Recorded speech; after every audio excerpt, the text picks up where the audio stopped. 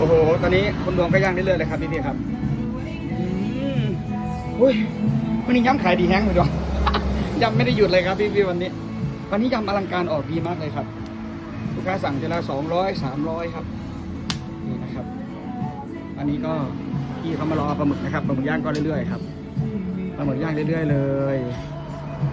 ครับวันนี้ลูกค้าจะสั่งกลับบ้านนะครับโอ้ยเมื่อยนี่ครับพี่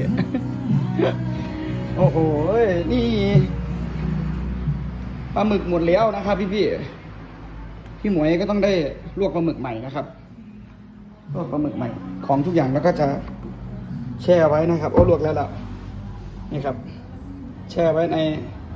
ถังน้ำแข็งนะครับหมดเยอะอยู่ครับพี่วันนี้นะครับวันนี้ย้ำออกดีแห้งเนี่ยค่ะเบิร์ดแล้วที่เรียกเต็มเลยค่ะพี่หมวยสวัสดีครับสวัสดีค่ะอย่างละ2-3 ชั้นโอ้วันนี้ย้ำขายดีแห้งวินเมื่อกี้เนาะอลังเมื่อกี้จ่ายส่วนหรือเปล่า